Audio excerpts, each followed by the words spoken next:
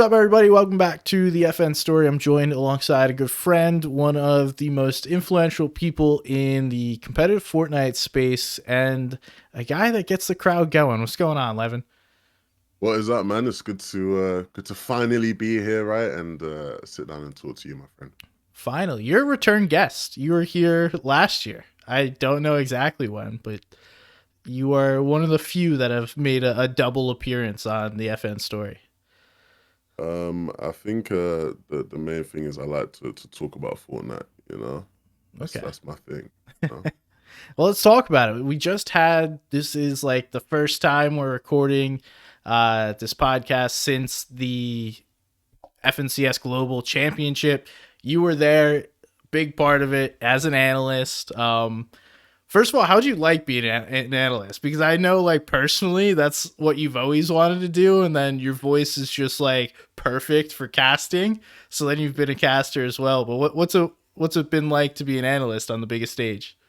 It was super fun. I think a lot of people don't know that. Like you mentioned that, that I enjoyed doing that analysis stuff. Like when I got into broadcasting, or even before that, when I was actually just a fan of esports, watching like CS events. Whenever I'd watch, I always used to think like I'd love to be an analyst. I never ever once thought like, yeah, I'd be a commentator. It was only when I got into Fortnite, I started getting pushed into commentary, and it was really Shio that really, really gave me that push into commentary. Because even initially on the FNCS broadcast, I was an analyst, right? Um, but finally getting to do it on such a big stage was a lot of fun. It was like a dream come true in that sense, right? So I had fun. I enjoyed it a lot. Um, and yeah, the vibes were good. I was on the desk with Kelly and Vivid. I never actually got to be on the desk with Minnie, but with Kelly and Vivid, it was a blast. I had a great time. What's kind of your favorite moments from the weekend? It could be, just hanging out, the actual show, the gameplay. Like, what stood out to you? So many different moments, man. I think from just an event perspective, just seeing all the people like there, like it was full. There were so many fans, so many people like cheering, right? Like the M8 fans, the Frenchies. Um, Actually, after the event on one of the days, I think it was after day number two, some of the talent we went to we went to Burger King, and the Burger King's like right near the venue. And in the Burger King, there was just a bunch of fans there, right? Because they've watched the event, they're like just getting some food. And so many people were coming up to us like, oh my gosh, God, da, da, da." And like that really like I probably never will forget that ever in my life. Um, the actual event itself, just craziness, right? Like big congrats to Mira and Cooper for winning. Think it's safe to say not many people predicted them to win, right? So for them to No. do it how they did was very, very memorable. It was really fun. Um, for me personally, getting the chance to do a bit of like stage hosting kind of before game number six was probably the highlight of my career so far. So I don't think I'll ever forget that. Lots of memorable moments, man. Just yeah, there was so much going on last weekend. Yeah, I saw that clip. So if you guys haven't seen this, Levin before game six is screaming his heart out and just like having so much fun getting the crowd pumped for game six. And it's like, are you ready? And then the crowd goes nuts. That's got to be so awesome. And I'm so glad that Uh, you did that too, because I feel like Fortnite fans haven't really developed into like fandom and don't know like when is acceptable to be loud, when do you cheer. It was cool to see that mate fans there because it's like, all right, at least someone has some energy and isn't just sitting here watching yeah, Fortnite. So I very much appreciated that moment, and it looked like you were having a blast. So it seemed like you did too. no, that was really cool. It was like I think my favorite bit of feedback I've had from that was just people going like that would usually have like cringed me out, but I was like actually like it made me like fired up, like it actually had me hype. That to me was like really important. And the way that came about is funny actually because um essentially for the people who went at the arena, before every before the broadcast would start every time, they do like an arena show. So just like an hour where Frankie would get up on stage, talk to the crowd, the people who are there. They play some content, some videos, right? Really low key thing, like nothing crazy. And what they would do each day is during the arena show, at one point, they'd get a couple talent members on the stage as well, just to like chill, have fun. Frankie would ask them some questions, whatever. And when it was my turn to finally go up on the stage during the arena show, Frankie was like, it was me and MDF, and Frankie was like, let's play a game. One of you, whoever hypes up the crowd the most wins, you know? And so obviously this ain't being broadcast. Nobody likes seeing this apart from the people in there. And we go and I did the whole like make some noise, and it was like a drug, bro. Like it was like I felt high as hell, you know, just off of the energy and the vibe, and it felt so good. And it almost made me sad after we had done it because after we had done it, I was like, damn, I'm like never really gonna get to do this again until like next year or whoever knows. You know what I mean? Like this isn't gonna be something I get to do often. Yeah. Um, and but then the next day, like during rehearsals, our producer Mikkel comes to me and he's like, yeah, so do you wanna like do what you did during the arena show, but before game number 6? And I was like, hell yeah, like definitely. And so yeah, that's how that came about. And honestly, man, it was just yeah, crazy. I had a bunch of fun. Hell yeah. Shout out to Mickle for letting that happen. Yeah, Definitely take some balls to go out on a limb day before or like day of. Like, yo, let's try this. I don't know if it'll work, but glad to see it did. And also like I feel like the Fortnite community thinks it isn't cool to get excited and hype about the game, right? yeah, But there's hundreds of thousands of people watching this game. It is okay to be excited. You are yeah. allowed to have fun at these things. Like that is the whole reason you are going. So very much, kind of see that thinking where you're like, oh yeah, I feel like this would have been cringe, but it was actually one of the coolest things I've ever done. So hopefully we get to see more of that. I think the post land vibes were like give us more lands so we can have those vibes many times.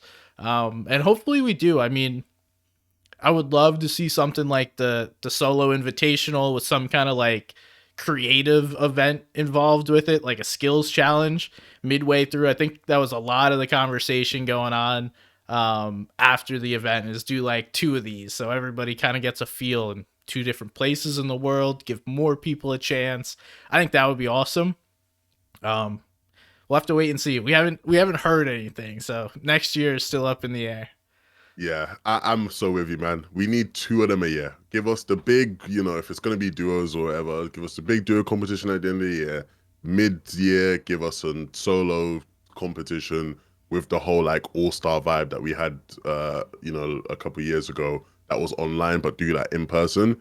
Perfect, man. That is like whatever you put in between and around that, I don't care. Just as long as we have that, I'm happy. I'm content. Yeah, same. And I don't care where that like it'd be cool one in the US, one in Europe because those seem to be the 2 biggest ones. Then, maybe occasionally we branch out to like a Brazil, in Asia, Middle East, OC, maybe not OCE, No, but no, see, we're good. We're good. They got I Australian Open, you know. They're fine. yeah. And some people may be listening to this, they're like, oh, but what about DreamHack? They do this. If you guys have ever been to a DreamHack, the land pit, it doesn't really give the same vibe of like an in-person hosted tournament where everyone's kind of facing one direction. It's just kind of chaos where people are playing Fortnite in the middle of it. So very different experience, and hopefully we get some more organized stuff. I would imagine I'm gonna go out on a limb. Hopefully by the end of the year, and my guess would be we hear something as to like what next year looks like. And for me personally, doing what we had this year with that one little stipulation of adding the kind of fun solo or creative, whatever it may be, in the middle would be perfect.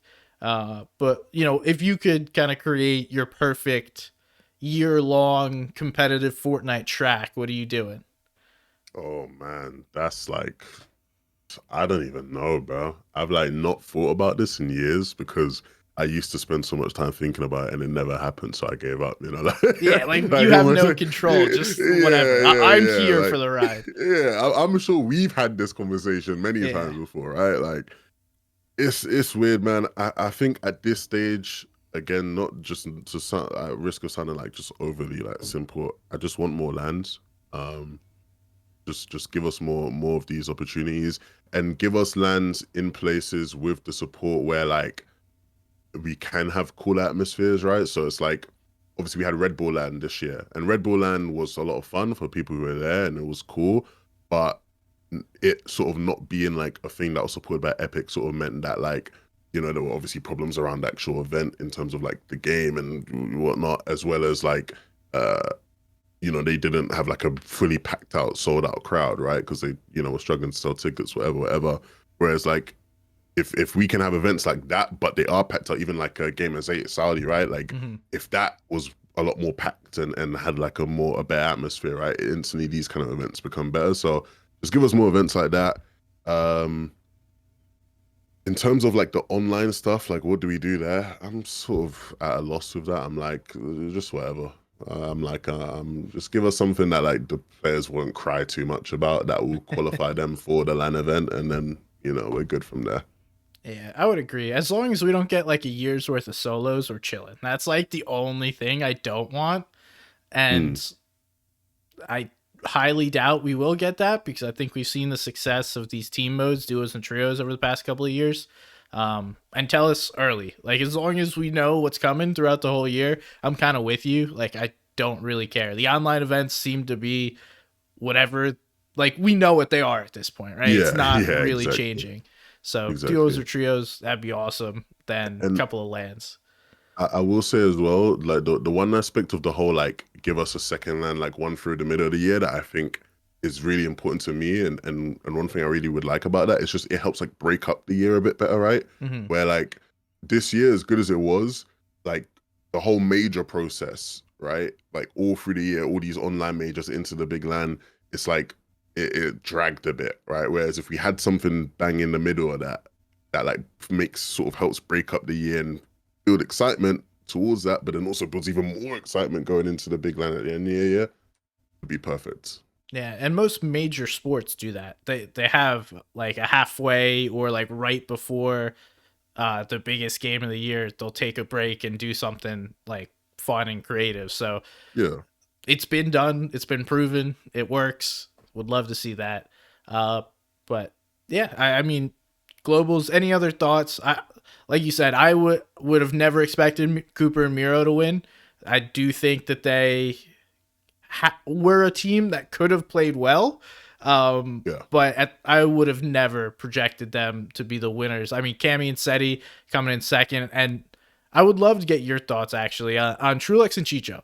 Trulix has been to me like the most slept on player in Europe for probably the past 2 years, and the dude just shows up every grand finals and like quietly gets the same placements that like Kanata has gotten in Europe, just isn't a big outgoing presence, so no one really talks about him. Yeah. It's spicy. I want to try find it quickly, but I did like a content piece for the FNCS leading up to the event, right? And part of it was like I had to like sort of say things about different players. And literally what I said about Trulex was he has been quietly cooking up some of the best IGL performances and most consistent IGL performances we've seen within all of Fortnite, and doesn't get the credit for it. He's completely slept on. Like people don't like when people talk about the best IGLs, they never mention Trulex. That guy is an absolute dog. Big shout out to Chicho as well, because he sort of burst onto the scene as like this like young talent. Where's he gonna go? And I think for a while he was sort of floating like as like what is this guy? Like is he gonna be that star? Like what's going on? Maybe he hasn't exploded into that star, but his fundamentals on point, right? And him and Trulex work really well. So yeah, I'm a big fan of those guys. It's cool to see, and Fortnite is so much like a win or go home kind of game. And when it comes down to it, like those two guys won the last two games back to back. And that's kind of like I think it was Crew that won the last game in World Cup and went from like 20th to like 6th or something and just made a ton more money. But like those guys did pretty much the exact same thing to come back really strong at the end of a tournament. And while contested, I know it wasn't like a hardcore 50-50 every time, but they were Yeah, definitely contested. When they got off spawn, they succeeded very well. So shout out to those guys. That's a team that I'm never not including in a top 10 list if I ever make one now. I did think they would be in the top 10 coming into the tournament, and very much so love to see what they've continued to do. Any surprises for you? Like obviously other than Cooper and Miro, which we mentioned. Canada 5-1 off spawn. Canada 5-1 off spawn. I think going into it, Canada had almost accepted defeat, and I know after the fact now, and I sort of like bantered him about this a bit. Like after the fact now, he's like talking it up big, like, yeah, man, I went to EU and I wiped that man, in his own land, like that kind of thing. Yeah. But like you go back and I said this to him on his stream, and his whole chat agreed with me. He was saying in the interviews, like, I'm just here to have fun. Like, it's Thomas. This guy had like backed down, I'm gonna use that language. I could say it a different way, a very different way, but he backed down beforehand. And on top of that, it was just like, with how much support Thomas had, it's like, it was a question of like, is that gonna be the push? Because obviously we see that in like traditional sports, even in other esports, right? When like you have the home fan advantage, oh my goodness, that can like do wonders for people, right? But in this case, it didn't really seem to do that for Thomas, right? They just weren't able to be, very successful in the 50-50. And yeah, I just would have never expected them to get 5-1. Like, that's like, yeah, I would have thought it'd at least be a bit more even, but hey, that was a big surprise to me. Yeah, players of their caliber, rarely will that happen. And I bet if we won 100 times, it would probably be way closer to 50-50. Right? But, it happens. And it is funny because I specifically remember one interview. It's Thomas and Kanata. And Kanata's here just like, I'm just here to find myself a girlfriend. And it's Yeah. like, bro, what? Like, you just won your first FNCS. You've been one of the most consistent players in North America. Like, you should be here trying to compete. And clearly he came prepared. Like, he's just saying that stuff. Dude loves the content, loves to just be a character. Of course. So yeah, it's really, really fun when players kind of show personality outside of the games. Yeah, I love Canada for that reason exactly. The only other thing I'd probably say to do with globals, and it links to that, and it links to a bunch of other things as well that I'm sure we could talk about or we might not get into, is I wish it was 12 games. I know. 6 games, we had the whole new format, the upper bracket, lower bracket. It was 3 days, we got to spread it out. Give me 12 games of finals, man. Like, I look at the leaderboard and I look at how certain things played out, and I'm like, this was crazy, this was sick, this was hype. I wish I could have seen another day of this. Right? Yeah. I've kind of talked about this at length with like every single guest that I've had coming up, and I'm with you. Like, it makes no sense to me why we played 2 days of qualifiers and 1 day of finals after we had a year's worth of qualifiers. Like, it just, every single final up until this point has been 12 games. And I mean, I know specifically, like, Cami said he might come back and win that tournament had we had 12 games. Cooper and Miro were playing out of their mind, but you give Cami and Seti 12 games, whew, I don't know.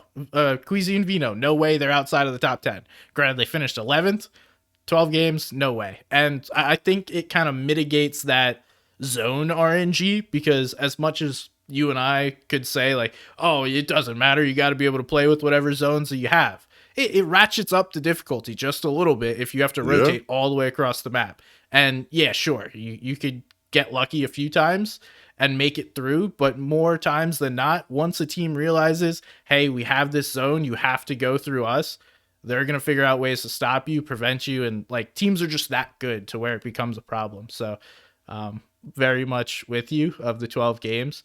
Did you like the vibes in the stadium? Did you like the first 2 days as far as the qualifying format, or would you rather it just be 50 duos coming in, play Saturday, Sunday, and that is global championship?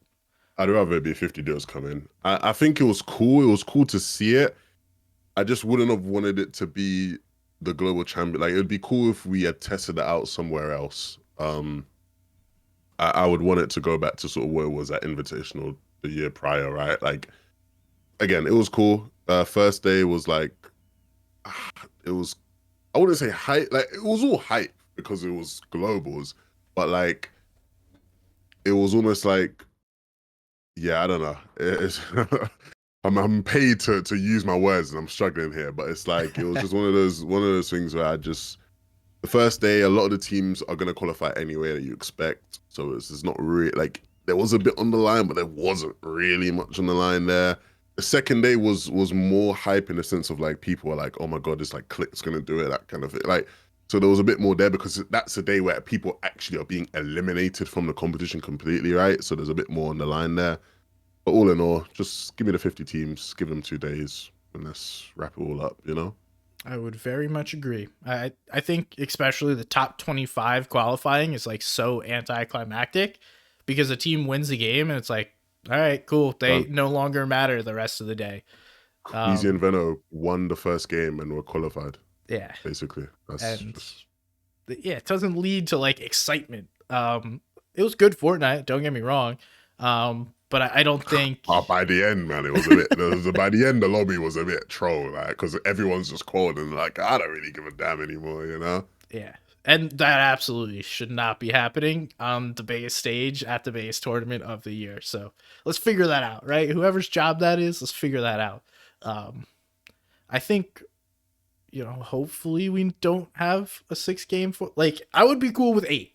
Give me more games of Fortnite if we played one 8 day or 8 game one day. That's better than one 6 game. Ultimately though, like we don't get to make the decisions. We just have to deal with whatever we get. And so hopefully someone listens to what's going on and genuinely, please do not make us play a year's worth of qualifiers to then play qualifiers at LAN. And I say that understanding, yes, it's cool. Maybe we have some kind of last chance for like backup players or things that go wrong, but that's also then planning for failure. So that probably doesn't make sense.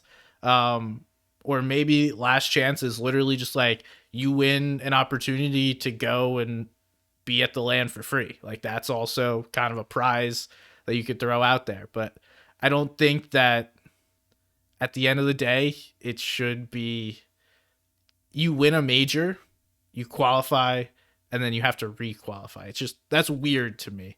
So, all right, Yeah, I think we've kicked that enough. yeah. Um, one more question I have. I did not see the team that came in fifth, the Asian team, like at all. Um, and Yeah. I'm wondering, like, did you get to watch what they did? Like, how did they get into fifth place? This is a great question. Funnily enough, I'll let people know. I probably watched the least Fortnite of everybody during globals in terms of being able to actually sit down and just watch the game. I probably watched the least because like we're constantly being like moved around different places. But from what I did see of them, I still don't know how. I had spoken to these guys before the tournament, and I say spoken to them. They don't speak Japanese. Oh no, so they speak Japanese, but they don't really speak English. So it was very like broken communication. Um, and they were just everything was obviously just like, yeah, we're good, yeah, we're good, we're gonna shock people, you know, that kind of vibe. Um, but for me, like my takeaway from it was very much just again, it's like there's clearly talent here. Um, there's clearly, especially in Asia, there's clearly talent there. Um, and just given more opportunities to perform on that kind of stage, right? Like you will just improve and and perform and compete against the best players in the world. Like Asia's nuts in every other esport. There's no reason why they wouldn't be nuts in this one, you know, given the opportunity. So yeah, I thought it was cool to see them. I didn't see much of them, but I thought it was cool to see them for sure. Yeah, I agree. I think the more global representation there is on like a top 10 of a leaderboard, the better it is for the game. Especially because like, if you have consistently, what is it, OCE and Middle East don't really perform, it seems like it's harder to promote the game in those regions when you're just like, well, our guys don't really show up on land, so why should I Yeah, even really care? So I would love to see kind of those regions take that step. And I thought this year would have been the year, if anything, especially the OCE boys. I think they've been playing well, but clearly not used to what the caliber of lobby is that is played on a global championship level. So it is what it is. These guys, they'll figure it out, or they won't, or there's a chance they're just always bottom feeders. Really hope that's not the case though. So, Yeah. any last thoughts on globals? Um, my last thoughts on globals would be globals good. Give me more, thanks. Cool. um, oh, dude, I actually had this awesome idea. So I think it was the Halo event that just happened in Texas. They had a like pre-championship tournament, and it was, I forget what the org was, but it was like the org knew that this event was coming. All the players were flying in beforehand, and it was like a smaller, let's say Halo was $100,000. I don't know the actual prize. I think it might have been 50. Um, but you do like a $5,000 like global championship warm up event with all the players. Granted, the logistics of that are a nightmare, but that would also Yeah. be really cool. Maybe you just do a creative event, so you only need so many PCs, right? But I feel like that's also an opportunity that somebody can come in and take advantage of next year, because it seemed like that Halo event pre the championship got a ton of coverage as well. So if someone's trying to get in the good graces, get a ton of eyes on things, literally just steal the next LAN event and put your own smaller event right before it and use everybody flying out as like free travel for you. It's just an idea. That's interesting. I don't know if that'd work in Fortnite, or at least with the way globals was set up, just because of how like logistically, like the way they were doing like media with players and like certain rehearsals. You probably could do it actually. You could definitely do something like that. That would be cool. That would definitely be cool. I'd like to see someone try it Yeah, it could for just be sure. a zone war event. Like you don't even need to get Yeah, all the yeah, players to yeah. participate. You just Exactly, like, exactly. get an EU team versus an NA team versus an OCE team and have them all compete head to head. You call it like the regional battles or something. I'm giving out Yeah, yeah, yeah. free ideas here. Um, all right, now for you. You made a big announcement, and you are now what is the head of Fortnite for Carta Creative. Yes, I am. Yes. So my role initially was creative lead at Carter Fortnite. That is sort of changing now to just head of Fortnite at Carter. Um, yeah. All right, and You want me to explain more about no, what Carter is, or I don't know if no, you were gonna let's set move it on. up or. All right, cool. Yeah, we're done. All Yeah, right. who So, cares? yeah, no, I would love to learn more about it. So, as creative kind of expands and becomes like now, creative maps are coming out left and right. I talked to you about this when we were in Copenhagen together, and you kind of described what Carta Fortnite was planning to do and who they were. But could you share more about the overall vision of the company and why you made that choice to join? Yeah, so I think the main thing for me with Carter that was really appealing is that Carter's goal is to bring brands and really cool IP into the world of Fortnite, in a way that's authentic to those brands and to the IP, and create experiences that are obviously fun for players while doing so. And I think what really got me with that was just like the opportunity to just work with like really cool like IP and really cool brands. Like I can't say certain like there's because we're in talks and we have deals set up with certain brands and with certain IP, and I obviously can't say, but like for example, I'll just do one that's like just not the case at all. Like the opportunity to like work with bloody I don't know The Simpsons and make a The Simpsons map is like that's just like cool, you know. Yeah. Um, and so where I slotted into that was I'm not a map maker, right? I don't know verse. I never built maps in creative beforehand. Um, but where I've slotted in is I very much understand the Fortnite community, just being in it so long.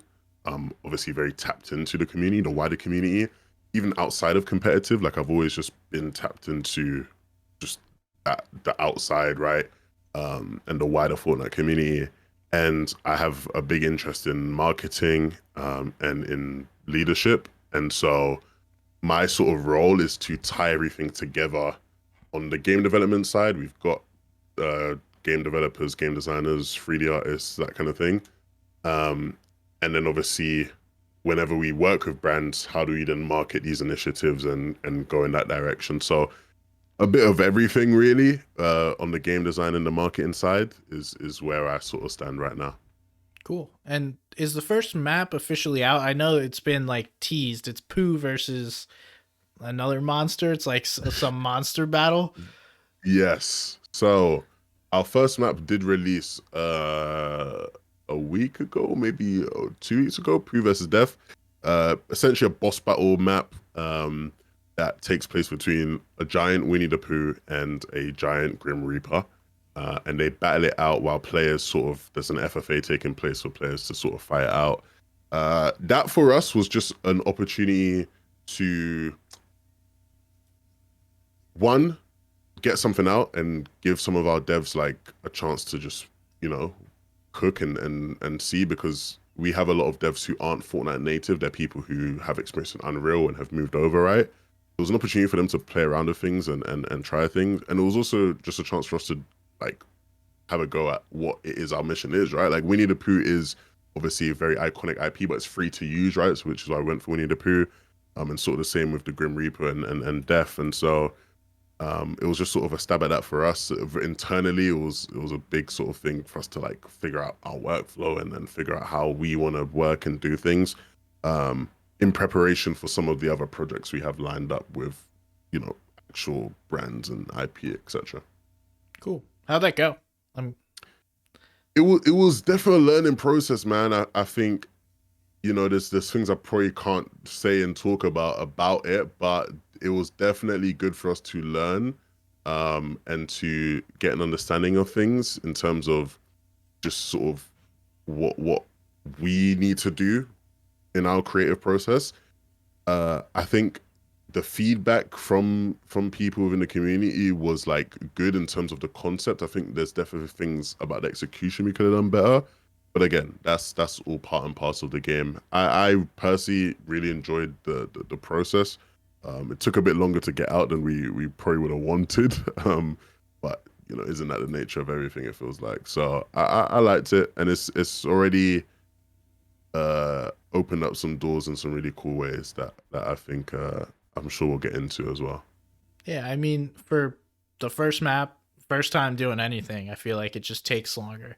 There's always things you Yeah, don't expect because it's the first time doing it. So it just seems natural. And now kind of getting into like the whole creative space, we've seen it's almost become trends. Actually, not even almost. It is trends, right? You're trying to capture the newest trend. And first we saw it seemed like practice and fighting maps were the first big trend. Then I'd say over the summer it was only up.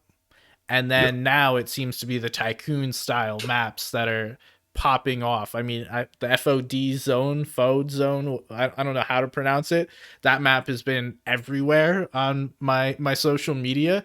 Shout out to them for crushing it. It seems like it's a very well made map, but what do you see the creative space becoming, and kind of what are your thoughts on how everything's going on right now?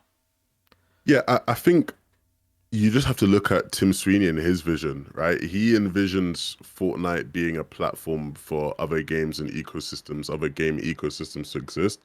And ultimately, the kind of guy he is, he's just not going to die until that is possible, right? Like he will preserve himself and keep pushing for that until every inch of his being has accomplished it. And so I think that is what we can look forward to in the sort of long-term future. I guess in the near future, yeah, it's just about continuing to be a place for people to be able to like exist. I'd love it for in in many ways it's not quite, it obviously competes with Roblox, right? Like that's a big one that people look at and go, okay, like this is like the competition of Roblox. Roblox is very different in many ways where like Roblox is still probably much more of a social platform, whereas like Fortnite is more so about creating games that people are just playing for longer. Obviously Roblox has that as well, but like Roblox is more suited for just being a social platform. And there's loads of maps in Roblox where like thousands and thousands of people sit there concurrently just to socialize, like purely just to like hang out, right? We don't really have that yet in Fortnite, at a mass scale. So I guess more of that would maybe be cool. But we need better tools for that, and who knows if we'll ever get that. And I guess yeah, just continue to see the space grow, man. Like so many cool creators getting into space, so many creative like just such intelligent people coming in and like making these really cool concepts and coming up with things is like been really fun to watch. Um, so yeah, I think the space, I think we're in a good space and we're going in a good direction for sure. And it's being pushed by Epic, right? Like they really want it to do well, which always helps. Yeah, you can always tell what a company cares about is where they spend their money, and Epic is spending a ton of money on helping support creators. Now, I'm sure some people have problems with the way that it's being pushed out. I see tons of people like we could use more transparency. They just had this new push of the item shop now, which to me makes no sense. I don't understand. Like, you're not allowed to push buying things in the item shop, but then Epic comes out and says if you buy things before or after someone plays your map, you're going to kind of get a little bit more incentive, which only makes sense, right? Because that's how they make money. But at the end of the day, like, what does that have to do with the creator if they're not allowed to push it? For me, what I think that is they saw some data that people buy more stuff when playing the traditional battle royale, and they're like, let me get a little more of that.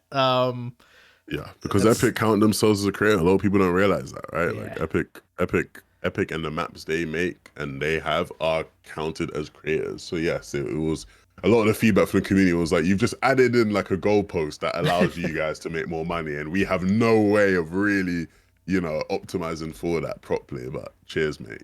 So yeah. yeah, that Well, wasn't too great. I saw one of the guys that's been helping me understand how to make maps. Shout out ASCH. Um, just been super helpful whenever I have questions. Just willing to actually answer my like trivial, hey, I need to do simple thing. Um, Yeah, but he posted, a month ago or so that the 40% does include the battle royale style and traditional map, and I feel like myself included didn't even realize that was part of that like guarantee of 40% they were talking about. So things have changed, and since then it went from like 60% player base in the battle royale to now pretty close to 50-50. And for me, I only think we're going to see way more players move towards the creative side as the battle royale gets, I want to say, gets old. Like, it's been 5-6 years of playing the same game, and Fortnite does an amazing job keeping it fresh and interesting. But how long can you keep a game going if there's just better games being created within it? So, more yeah. creative, more stuff. If you could have any map, like any idea created within the game, doesn't have to be realistic, just anything that you could throw in Fortnite and then make it work somehow. You don't have to think about the logistics. Do you have something that you've always wanted to play within the game? Um, Interesting. Like, I I don't necessarily like. I guess okay. So I don't know if this is the right answer to your question, but I'm gonna go with this direction. I'd love to see if anybody ever like was in the OG Minecraft Hunger Games survival games community. I'd love to see that be brought back. And if it could be brought back through Fortnite and feel authentic to those like Minecraft survival games days, that would be pretty cool. I don't think that's possible, but again, you did say don't think about the logistics, so I'm not even gonna think about that. That would be cool. But again, that's still like BR genre, right? Like technically, some people might listen to that and be like, "Well, technically, then we have that already." Like anybody that makes a BR map is basically making that, right? So maybe not. I don't know. I think most things that we have, I guess the ability to just expand and do more things. Like I obviously play like the main game I play nowadays is like Football Manager, right? And if I could play something like Football Manager in Fortnite, like that'd be sick. I just don't know how that's possible. I don't think it ever will be possible, or at least it won't be for a long, long, long, long, long time. Um, so yeah, that'd Yeah. be my answer to that. Okay. Okay. Um, I asked this. What would you put? So I think there's two. One, I would like to see like a properly made MOBA style where like Okay. certain people have certain abilities, you gain gold, you unlock more abilities, like very traditional MOBA. I've seen some be made, but sorry to the person that made the map that I played, it wasn't good. It was buggy. People like I tried playing it, didn't work. It was also like a 10v10, which I think you really have to scale down and you got to make the creeps work better. I think that's one of the big things holding the game back is the way, zombies work because you're kind of limited in that unless you program your own inverse, which I'm nowhere near able to do. Yeah. Um, and then along the same lines, which is kind of held back, and this is something I've been working on too, but simply don't have the capability of doing it with the my understanding of the game at the moment, is a Lord of the Rings map where you get to defend Helm's Deep or you get to attack Helm's Deep. And I always go back. This was a map created in Warcraft 3 custom games. And you either got to Yeah. play as the orcs or you got to play as like the good guys. And then there was like NPC archers, NPC militia, NPC orcs that just ran, and then you got to battle out. And the whole goal was if you're the defending team, you have to defend for 35 minutes. And if you're the attacking team, you just have to get to the keep and destroy the keep. And it's like such a fun game to be able to play. I feel like that would be so cool to like implement, but again, the zombies being the only current kind of NPC that attacks and does things properly holds you back. It'd be sick if you could reskin them. Again, people probably can with your own tools, just not able to be done by me. So those are my two. Would I love to like see. your answer. I like your answer so much. I'm now gonna change my answer, and because I feel like my answer was whack. You just gave such a cool answer. Now I feel like my answer's whack.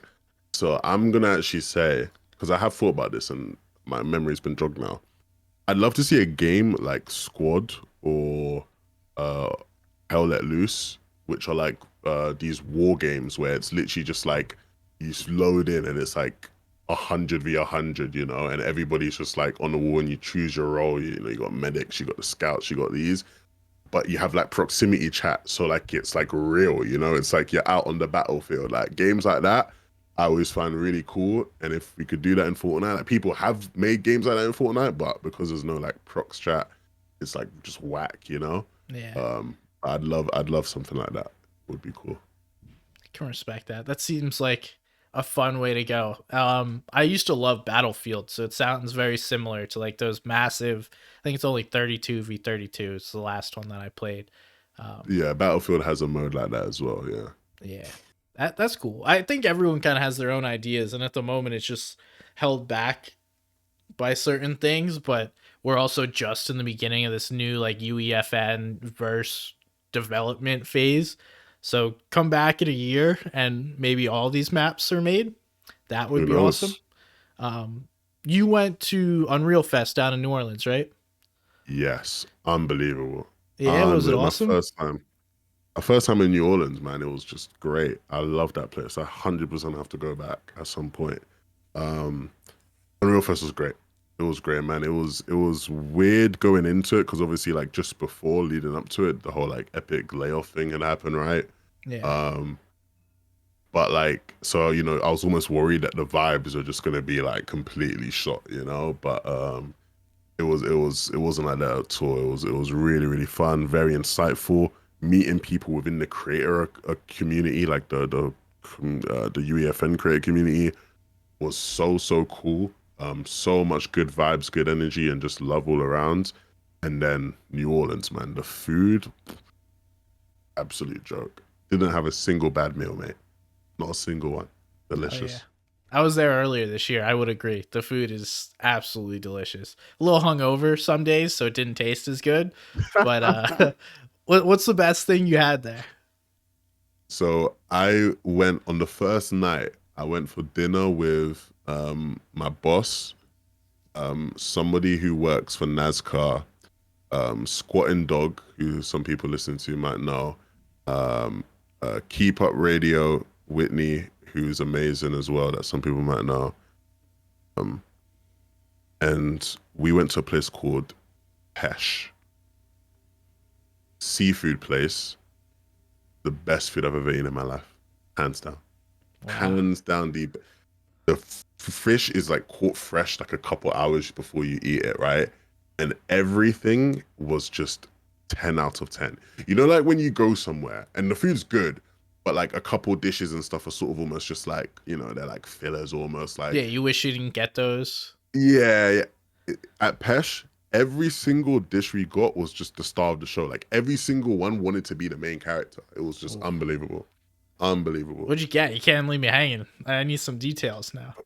Bro, like I just ate bare fish, like bare fish, bruv. Like I don't. I'm gonna have to like bring up the bloody menu, mate. 'Cause I can't even remember exactly like what everything was. It was just good. I just know it was good. Let's see. Let's see. I'm actually getting up the menu now for you, so I can tell you what it was I got because it was that good. If I Um, if I ever go back, I'm going there. you have no. Honestly, I'd recommend everybody listening to this to eat to try pesh. Um, cool. So we had these fish sticks, which are literally like the best like fish sticks or fish fingers you'll ever eat in your life. It shouldn't even be called fish sticks. It's disrespectful because it's that good. Some spicy ground shrimp, some crab capellini, fried oysters, some catfish we had as well. We had uh, like some Brussels sprouts, which were like, how can Brussels sprouts be the star of the show? I don't know, but they just were. They were that good. Um, and just a bunch of other things here as well that we had that were just really, really, really, really, really, really good. For dessert, we had key lime pie. I've never had key lime Ooh, pie before. that's my wife's favorite. It's my favorite now. It is my favorite now. It was really good. I love that. Yeah, the food's amazing. It's like a perfect mixture of culture down in New Orleans where you just get like bangers and it's like everyone's different style. Yeah, We walked into one random shop, maybe 3 times the size of this room, like 20 seats in the whole restaurant, yeah. and we took up half of it. It was one of the best times in my entire life. Just like Wow. traditional Cajun food, fried catfish, gumbo, Yeah, fried uh, oysters and shrimp yeah, and yeah, yeah. uh, shrimp and grits. It was phenomenal. But yeah, we digress. I don't know. Anyway, New Orleans is a good time. Definitely recommend to go. Um, 100%. at least once. I don't know that I need to go back there after going earlier this year, but I would go at least once. Mardi Gras is cool too. Definitely try and make it during Mardi Gras season because it's not just like one day. It's about a month and a half worth of them doing parades on a regular basis, and it adds to it. There's some characters at these parades. Yeah, I want to see that for sure. I want to see that. Um, all right, and Unreal Fest. Anything you learned that like may not have been like, I don't know. What was your So, favorite part about uh, the Unreal Fest besides meeting people? Because I know you're a people person, so that's what you're always gonna yeah, say. I met a lot of cool people, which was sick. Everything was like streamed, so there's nothing that we would have learned that like people won't know. I guess the only thing was there was like one talk that was held that was about the discovery. And that talk specifically, they were very much like, this talk is not going to be streamed. We ask everybody, please nobody record this talk. Like this is just for the people here. Do not record it, do not post it, that. Which obviously was like very much like, oh my gosh, okay, we're about to get like some crazy stuff, right? And we did get told some stuff that wasn't told to the public, but a lot of that stuff has now just happened anyway. So people know. So for example, like there, they told us about like the whole search bar uh, thing that they added, right? They told us about how like the homepage was gonna like change and Discovery is just gonna be on the main homepage. That stuff like that we got told. But obviously it's happened now, so who cares, right? Like, Yeah, it's not like we got we got an exclusive, but it's like everyone has it now. So I think the funniest thing about that though, which isn't something we were told, is that obviously that talk's happening. And the guy who's giving that talk, I can't remember the gentleman's name, but he's a lovely, lovely chap. But they had an epic legal rep there. Because obviously it's like, this guy's got to watch what he says, right? Like, you can't just say everything. And it was just so hilarious because it's like the guy giving the talk would say something and he'd like just look over to the legal rep like I'm good, right? Like I can say that, right? You know, and it's like it was just the most hilarious thing ever. It was like he'd say something and the legal rep would be like, and then he'd be like, oh, actually, no, okay, man, let me chill out here, you know, like That guy just needs a mute button. Just like sit there, yeah, starts yeah. talking. It's like this thing on anymore? Like what happened? Yeah, no, it was funny. It was like somebody, we obviously at the end of every talk, like people would get up and start asking questions, and it's like someone asks a question, and instead of just responding to a question, he just looks straight at the legal person, like, should I even like answer that, you know? And it's funny because I actually met the legal person beforehand, and I spoke to him. He's a lovely, lovely guy. Um, but it's just obviously within his role in that moment, he's just got to be the guy that's like, nope, can't talk about that, can't say that, can't do that, right? Like say this in a certain way, you know? Yeah. It's a big company. You know, you can't just go around saying whatever you want. There's a reason they've been this successful. Also they still have some lawsuits going on, so like I don't know, they may accidentally say something that like gets them in trouble. So it all makes sense. Like you work for $1 billion company. That's just like standard operating procedure. Yeah. Um, so you've been busy. You've been in Copenhagen for what, 30 months out of the year, and then you went to New Orleans. You're now doing the creative stuff. Like what the heck you plan on doing next? Cuz we have some probably 4 months ish of downtime. Yeah. Um, I'll be honest, man. Obviously I'm gonna keep like doing Carter stuff, which will be cool. I think Percy as well, after like globals and being up on that stage and like doing some stage hosting stuff, I'd love to do more of that. There's not many opportunities to do that within Fortnite. I'd be down to just do anything presenting, in general, like outside of that. Obviously, I used to do a bunch of sports stuff, that I haven't really done much of this year.